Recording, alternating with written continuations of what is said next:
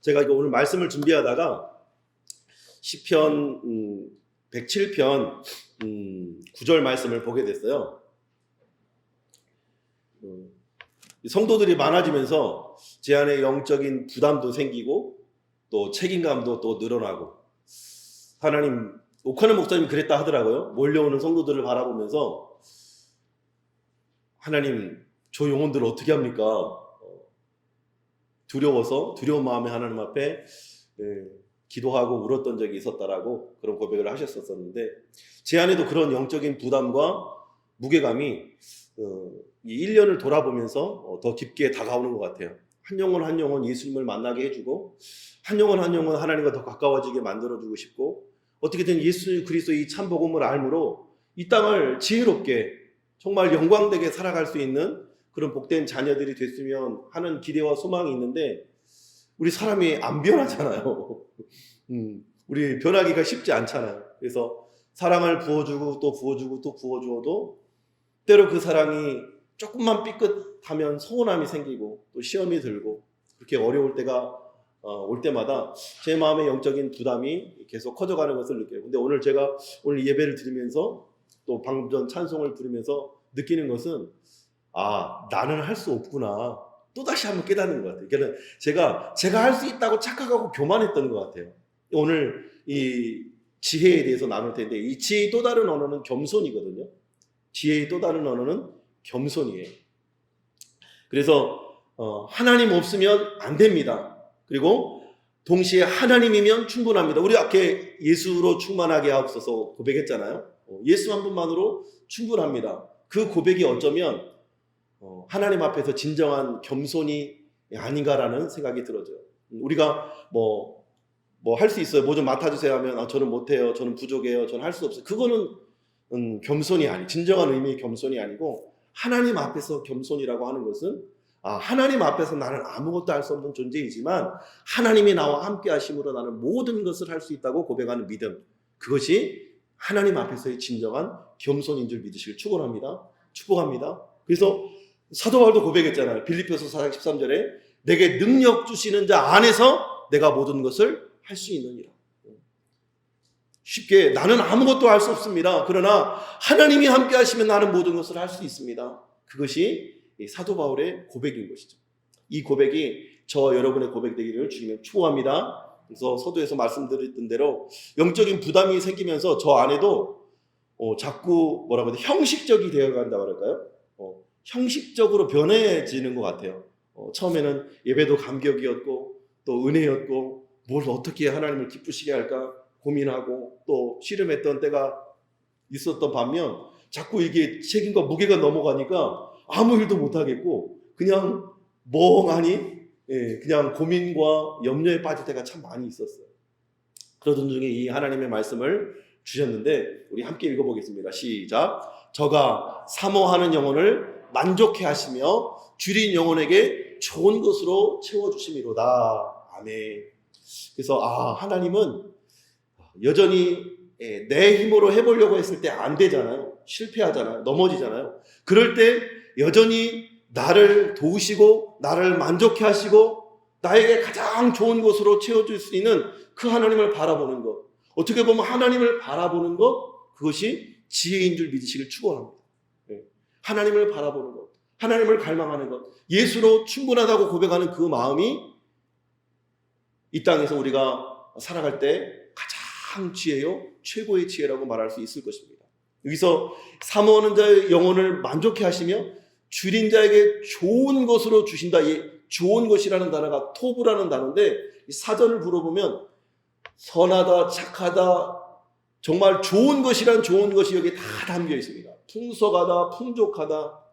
하나님께서 하나님의 마음을, 하나님의 이 사랑을 갈급해하고 사모하는 심령에게 좋은 것을 주시는데, 그 어떤 것도 필요 없는 상태, 하나님으로 충분한 상태, 부족함이 없는 상태로 하나님 만들어 주신다는 거예요. 우리 암병에 걸렸어도 하나님이 나와 함께 하신다는 믿음만 있으면 그 암이 두렵지가 않은 거예요. 그래서 수많은 우리 목사님들이나 우리 집사님들, 권사님들 보면 암 걸렸음에도 불구하고 어떨 때 제가 전화 신방하면 막 목사님 저는 암이 두렵지 않아요. 저는 하나도 아프지 않아요. 하나님이 나와 함께 하신다는 믿음 때문에 전 너무나 평안해요. 라고 고백하는 전화 신방을 제가 듣게 되는 거예요. 어떻게 그게 가능합니까? 오늘 찬송시에서 고백했던 건 우리는 가난하지만 부유한 자 같은 그 충만을 누릴 수 있는 내가 무엇 때문입니까? 하나님이 우리의 만족이 되시기 때문인 줄 믿으시기 축복합니다. 그래서 사모하는 영혼에게, 갈급한 심령에게 오늘도 이 예배를 통해서 이 말씀을 통해서 하나님의 지혜를 얻고 하나님의 지혜로 말미암아 영원한 생명을 누리는 참 지혜자가 되시기를 주님 이름 축복합니다. 축복합니다. 오늘 본문 말씀은 우리가 너무나 잘 알고 암송하는 말씀이죠. 여호와를 경외하는 것이 지식의 근본이거늘 미련한 자는 지혜와 훈계를 멸시하느니라. 성경에서 말하는 이 지식이라고 하는 것은 이 땅에서 먹고 사는 것, 또 공부하고 배우는 지식을 넘어서는 영원한 지식이요 영원한 지혜를 말씀하고 있는 거예요. 그래서 잠언 9장 10절에도 이렇게 말합니다. 여호와를 경외하는 것이 지혜의 근본이고 거룩한 자를 아는 것이 명철이다. 하나님 경외하고 하나님 사랑하고 하나님 두려워할 줄 아는 그 믿음이 지혜의 시작이다. 지혜의 기초다. 그리고 거룩한 하나님을 알아가는 것이 최고의 분별력이고 명철이다라고 말씀하고 있는 거예요. 그래서 하나님을 경외하는 것이 지혜의 근본이고 또 거룩한 자를 아는 것이 명철이라고 반복해서 말씀하고 있는 거예요. 그렇다면 하나님을 경외하는 것이 왜 지식의 근본이고 지혜의 근본이고 명철이 되느냐? 한번 읽어보겠습니다. 1번 시작. 지혜를 주시는 분이 하나님이시기 때문입니다. 지혜로 온 우주 만물을 창조하시고 우리에게 지혜를 주시는 분이 누구라고요? 하나님이시기 때문에. 그래서 야고보서 1장 5절에서는 너희 중에 누구든지 지혜가 부족하거든 모든 사람에게 후히 주시고 꾸짖지 아니하신 하나님께 구하라 그리하면 주시리라.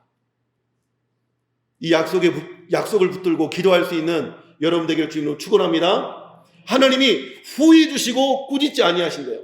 제가 이 말씀을 묵상할 때마다 이 말씀을 제가 강의하던 당시에 그 대한항공에서 땅콩 회항 사건이 있었어요. 땅콩 그 대한항공 사장 그 따님들인가요? 따가지고 땅콩 뭐 가져오라고 가져와서 다시 공항으로 회항시켰던.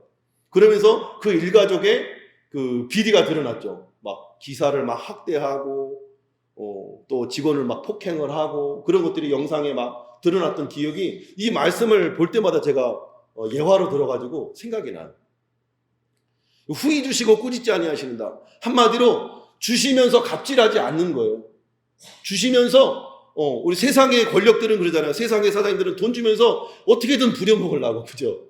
어떻게든 그 돈을 다 뽑아내려고 안간힘을 씁니다. 그런데 하나님은 그냥 후히 주시고 꾸짖지 아니하시며 기뻐함으로 우리에게 주시기를 원한다는 거예요. 누구의 마음처럼? 부모님의 마음처럼. 부모님은 우리 자녀들을 대할 때 주고 또 주고 또 주고 또 주면서도 또 뭐 줄 게 없나를 또 살피는 것이 부모의 마음이잖아요. 제가 언젠가도 말했지만 우리 어머니한테 가면은 부평구 쓰레기 봉투를 주신다니까요. 왜? 그거 하나도 아끼고 잘 살라고, 낭비하지 말라고. 그것이 부모의 마음인 것이죠. 자녀를 위한 일이라면 내 목숨 하나 기꺼이 내오는 거 아깝지 않은 것이 부모의 심정 아니겠습니까? 새벽마다 밤마다 눈물로 우리 자녀들 잘 되라고 눈물로 기도하는 것이 부모의 심정인 것이죠. 그런데 하나님은 이보다 육신의 부모보다도 더 우리에게 지혜를 주시기를 기뻐하신다는 거예요. 그러므로 지혜를 구하는 자에게, 하나님께 지혜를 구하는 자에게 후히 주시고 꾸짖지 아니하시고 기뻐함으로 주시는 그 하나님 앞에 여러분 지혜를 구할 수 있기를 주님 축원합니다. 축복합니다. 그러면 하나님이 지혜를 주신다고 약속하는 거예요.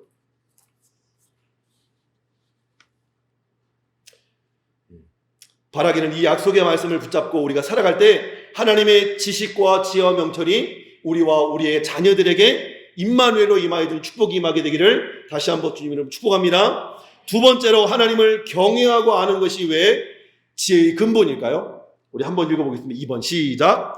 영원한 생명을 선물해 주시는 지혜가 되기 때문입니다. 영원한 생명을 선물해 주시는 지혜가 되기 때문에 여호와를 경외하는 것입니다. 그렇다면 여호와를 경외한다는 의미를 좀 더 깊게 살펴보면 엄마 아빠가 두려워서 벌벌 떠는 것이 아니에요. 자녀를 사랑하는 부모를 둔 이 자녀들은 부모를 사랑하고 존경하게 됩니다. 엄청 위대한 분을 보면 존경하는 마음, 우러러보는 마음이 생기잖아요. 우러러본다는 마음, 존경한다는 마음, 그 마음이 더 깊어지면 사랑하는 단계까지 이르는 것입니다. 아까도 말했지만 갑질하는 사장님처럼 두려워 벌벌 떠는 존재가 아니고 우리를 너무나 긍휼히 불쌍히 사랑히 여기시는 하나님의 성품을 믿는 믿음 안에서 그분을 우러러보게 되고 그분의 크심과 위대하심과 사랑 때문에 그분 앞에 우리의 마음을 겸손하게 조아리게 된다는 거예요. 그래서 하나님을 두려워하고 존경하다 보면 하나님을 사랑하게 되어지고 하나님을 계속해서 사랑하게 되어지면 하나님을 좀 더 알고 싶어지게 돼요.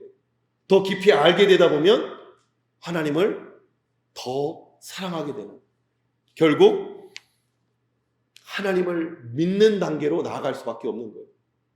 그래서 이 믿음으로 말미암아 우리는 영원한 생명을 얻게 되는 것이죠. 그래서 이 잠언의 지혜라고 하는 것은 니꼬로 예수님을 예표하기도 합니다. 지혜는 예수님입니다.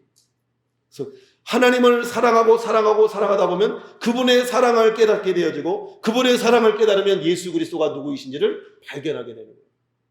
예수 그리스도를 육신의 몸으로 이 땅에 보내주시고 십자가에 죽게 하시기까지 우리를 사랑하신 그 하나님의 사랑이 깨달아지고 그 사랑이 믿어질 때 영원한 생명에 이르게 되는 축복을 얻게 되는 것이죠. 그래서 잠언 9장 11절에는 이렇게 말씀합니다. 우리 함께 읽을게요. 시작. 내 날이 많아질 것이요. 성경에서 말씀하는 내 날과 내 생명의 해가 더해진다. 이 말씀은 단순히 이 땅에서 장수하는 복 넘어서는 것입니다. 물론 이 땅에서 하나님을 경외하는 자에게 장수의 복을 주십니다. 하나님의 말씀과 계명대로 내 부모를 공경하는 자에게 땅에서 잘되고 장수하는 복을 주신다고 약속하셨습니다. 그러나 여기서 끝이 아니고 우리가 곰곰이 이 땅의 삶을 살아보면 악인들이 더 형통하는 것을 볼 때가 있어요. 가끔도 아니죠. 자주 그런 것을 목격해요. 그래서 시편 기자는 하나님 악인들이 저렇게 어떻게 형통하고 어떻게 저렇게 배불리 살 수 있겠습니까? 라고 탄원하는 시를 드리기도 합니다. 그런데 그 말씀 결론에도 저들의 끝에는 저들의 결국에는 심판이요 멸망이라고 단언하는 거예요. 이 땅에서도 마찬가지죠. 돈 많은 사람들이 잘 먹고 또 병원의 의료 혜택도 잘 받고 수술도 잘 받고 약도 잘 쓰면서 좋은 것 많이 먹으면서 오래오래 사는 경우들을 봅니다. 그러나 그들의 결국은 심판이고 멸망이고 지옥이라는 거예요. 그러나 믿는 예수 그리스도를 믿는 믿음 때문에 이 땅에서 비록 짧은 생을 살았다 할지라도, 그죠? 예수 복음 전하다가 사도 바울은 목배임 당해서 죽잖아요. 예수님의 제자들은 십자가에 거꾸로 달아서 못 박혀 죽기도 하고 스데반은 돌에 맞아 죽기도 하고 어찌 보면 예수 믿음 때문에 단명했어요. 그러나 성경은 그들을 짧은 인생을 살았다고 말하지 않아요. 그들은 예수 그리스도를 믿는 믿음으로 육신의 몸은 짧은 인생으로 마감했지만 영원한 생명으로 이어지는 놀라운 복을 받았다고 성경은 말씀하고 있는 거예요. 그래서 우리는 하나님을 사랑함으로 또 존경함으로 두려워할 줄 아는 믿음으로 하나님을 예배하고 순종하는 삶이야말로 영원한 삶으로 이어지는 지혜인 줄 믿으시길 축원합니다. 그래서 성경이 여호와를 경외하는 것이 최고의 지혜다, 여호와를 아는 것이 최고의 명철이다 말씀하는 거예요. 바라기는 이 지혜와 명철을 소유할 수 있게 되기를 저와 여러분 되길 주님으로 축원합니다. 마지막 세 번째로 하나님을 경외하는 것이 왜 지식의 근본이 되는가? 우리 세 번째도 한번 읽어보겠습니다. 시작. 지혜가 우리에게 가장 소중한, 가장 가치 있는 유익이 되기 때문이라고 성경은 말씀합니다. 그래서 잠언 9장 12절에 내가 만일 지혜로우면 그 지혜가 내게 유익할 것이요 내가 만일 거만하면 너 홀로 해를 당하리라 말씀합니다. 제가 앞서 서두에서 말씀드렸듯이 하나님 없이는 아무것도 할 수 없고 또 하나님 안에서 내가 모든 것을 할 수 있다라는 것이 겸손이라고 했습니다. 여기 지혜로우면 그 지혜가 내게 유익할 것이나 내가 만일 거만하면 내 홀로 해를 당하리라. 이 거만은 교만으로 볼 수 있고 교만과 반대되는 개념의 지혜라고 한다면 겸손으로 번역할 수도 있는 거예요. 그래서 지혜의 또 다른 표현은 겸손이 되는 거예요.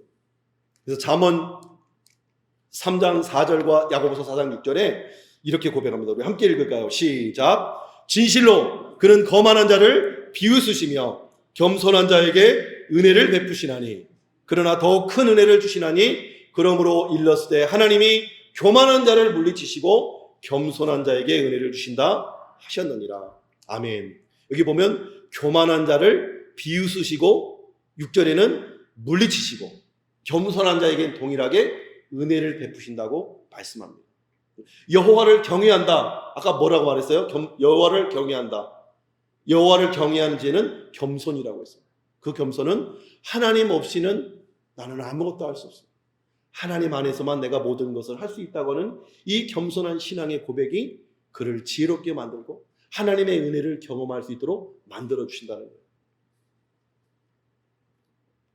그래서 오늘 우리가 이 시간 특별히 우리 주일학교 아이들을 축복하고 기도하는 시간을 가질 건데 신학기를 앞두고 또 이 땅에 생명으로 태어난 날을 앞두고 이 땅의 참 지혜가 무엇인지를 우리 자녀들이 올바르게 깨달아서 아까도 말했지만 여호와를 경외하는 것이 지혜 근본이고 거룩한 자를 아는 것이 명철이기 때문에 매 주일마다 하나님 앞에 나와 예배하고 말씀을 듣고 또 말씀을 암송하고 주중에 말씀을 공부하고 그 말씀대로 살아내는 순종의 삶이야말로 최고의 지혜요 최고의 명철이 되는 줄 믿으시길 축복합니다.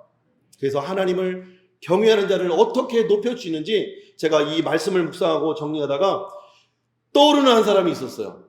누가 있을까요?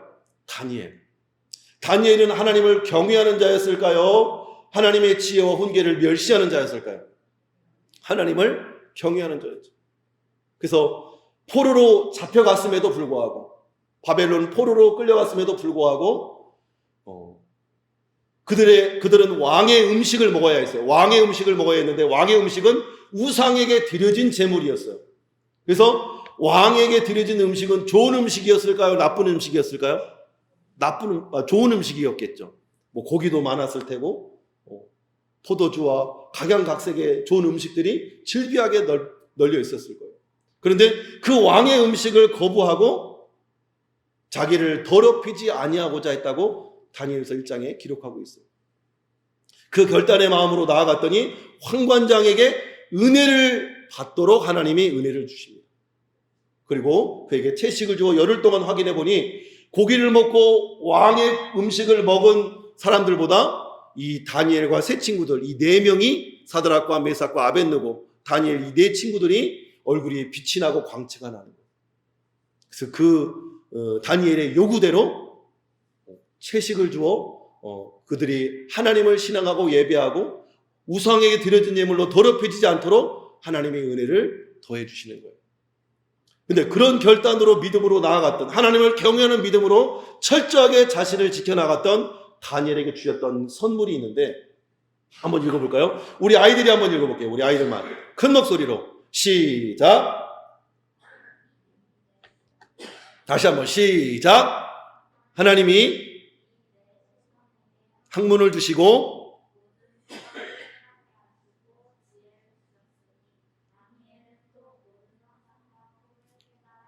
아멘. 아까 아침에 지혜, 하나님이 왜 여호와를 경외하는 게 지혜의 근본이라고 했어요? 지식의 근본이라고 했어요? 하나님이 지혜자이시기 때문에 지혜를 주실 수 있는 하나님이라는 거예요. 그 하나님이 지금 누구에게 지혜를 주시고 있어요? 다니엘에게 주고 있어요. 다니엘과 세 친구들에게. 근데 이 하나님 앞에 거룩하게 살기로 결단하는 이 다니엘이 앞장서서 환관장에 구한 거예요. 목숨을 걸고. 그랬더니 이 네 소년에게는 학문을 주셨어요. 이 땅에 공부를 할 수 있는 지혜를 주셨어요. 그리고 이 땅의 모든 서적을 깨달을 수 있는 지혜를 주셨어요. 근데 이 세 친구들 말고 다니엘에게 보너스로 준 게 있어요. 그게 뭔지 아세요?